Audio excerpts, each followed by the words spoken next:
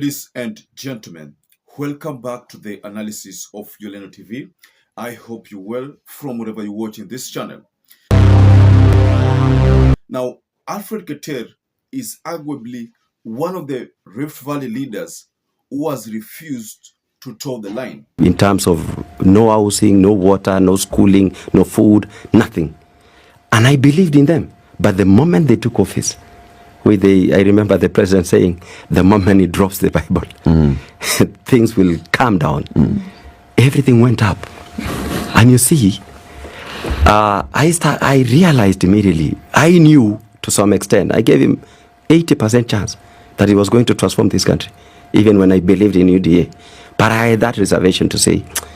Keter told Kenyans that Moi did not want people to choose William Ruto because, according to Moi, he realized that if Ruto became the president, he was only going to benefit himself, his cronies, his proxies, you name it.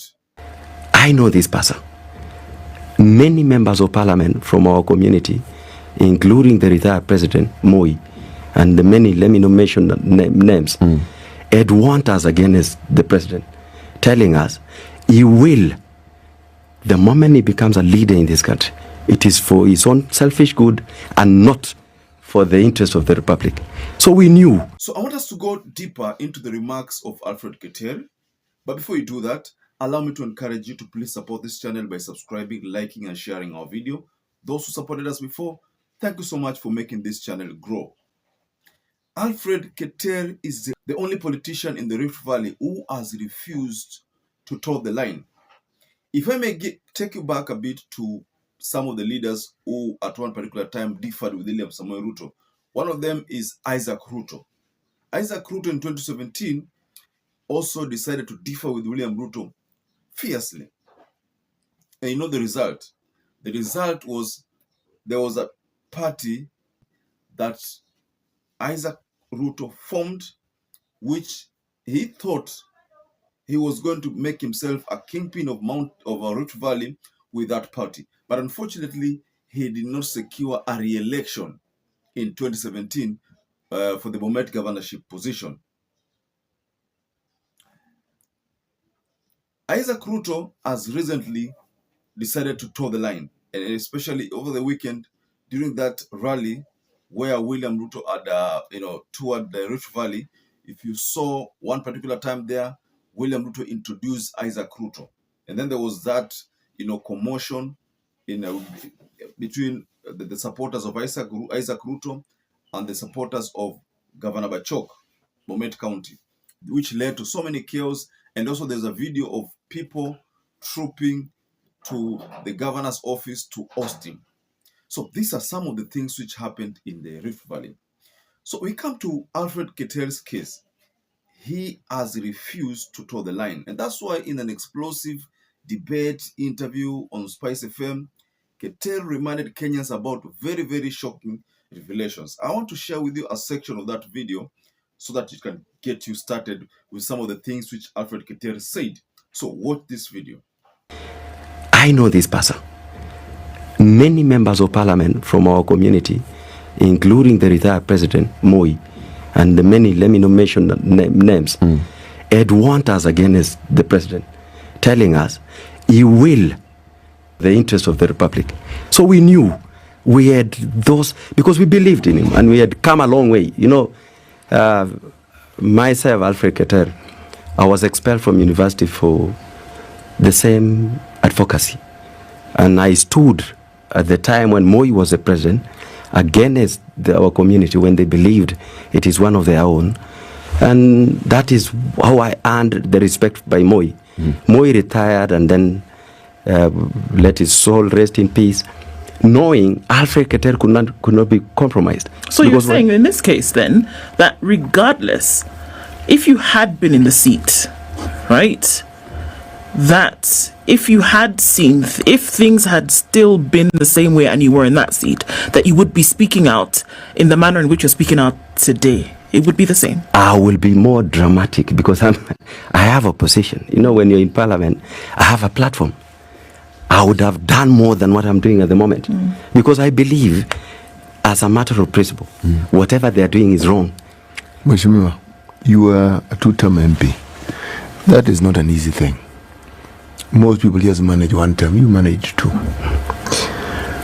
In the time you've been in the political sphere, I mean, when you start as a comrade in the university, you have been in the political space for quite some time. But even as a student and even as a member of parliament representing your people, surely, isn't it clear to someone who is in a position of power that the things you say you want to do and the reality of actually doing them are never the same? What you hope you can do, and then you get there, you realize, I can do this, but it isn't quite what I thought it would be. Is that not the reality that many leaders face? It is a reality, but for what we are facing with Kenya Kwanza, yes, it is very unfortunate because they have lost the basics, even to prioritize issues. I have seen many debates, including yesterday, here. And you started a long time. By there, you've taken Kenyans. Let me I give you credit to have enlightened many Kenyans, because we watch this program every day. It is so popular, I think more than any other media house. But I just want to say this. If you see the priorities they are making now, even housing from the word go, it is illegal, it is not a priority, it is irregular, it is irrational. If you are to base on anything, and I know housing is a problem in this country, but the constitution, the provisions are clear. Most lawyers say they are clear, but I think, the constitution is written in a form that every layman can understand. Housing is a devolved function, and the drafters of the constitution did not make a mistake by devolving it, because the needs of housing are different from every part of this country. When you go to Samburu or you go to Baringo, housing to them, the pastoral communities, is not a problem, because they are moving with their animals. And I mean, what you call housing in Nairobi is not the same housing in Turkana County or even in Andes, for God's sake. So I just want to explain this. And you see, you have your functions, which are national functions. They are claiming that, one, this is a right which is in the constitution. It is a right, yes, but the constitution is clear. I want to admit that I'm one of the followers of Spice FM. I like the content. Sometimes I go through the interviews there, the debates there, and they are always enlightening. And I would like to encourage you to also be watching some of those contents, because some of the time they talk, they invite politicians regardless of the political affiliation. Sometimes you find that there was Moses Kuria, there was Aisha Jumwas. They invite whoever they think they can invite. They don't favor any political affiliation. So that's why most of the time I listen to Spice FM. So in this interview, or call it debate, rather it's interview, just let's call it interview, Alfred Keter did not miss his words. There was a time, it's true, in 2017 there, soon after Jubilee took over, and then people were supposed to meet Moi. I remember seeing politicians going to Moi to to greet Moi. I saw Uhuru Kenyatta going there. There was a small meeting, private meeting between Uhuru and Moi. There was also a session whereby Raila also went there. In his company, there was Joe. Joe was also in his company. They went to meet Moi.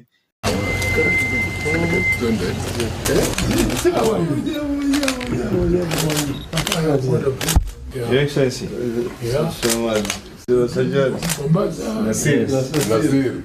Then there's a time RUTO was supposed to also go there, but I understand he could not meet Moi, because Moi, it's alleged that time Moi was going some therapy.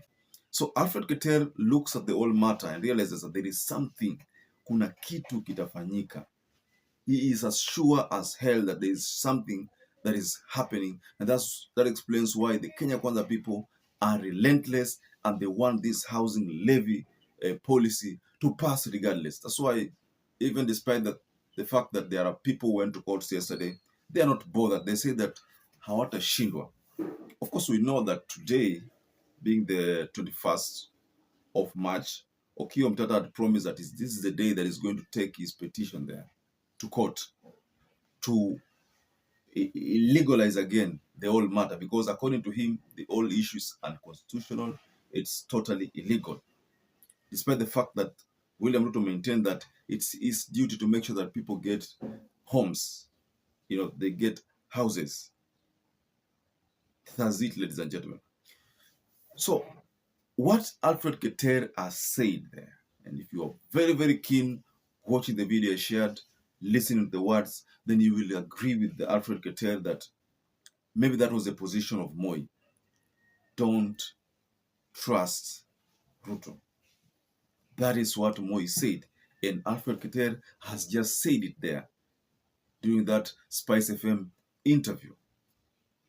So, ladies and gentlemen, what do you make of that lamentation from Alfred Keter talking about how Moi said don't, vote for Ruto, but people ended up voting for Ruto, those who voted. Of course, there are many people who didn't vote, but those who voted contradicted what Moi said. So, ladies and gentlemen, perhaps if you're watching this video and you've not subscribed, take 1 second and subscribe to this channel. Give this video a like. Don't forget to hit the notification bell. Until you catch up again, stay safe and stay blessed.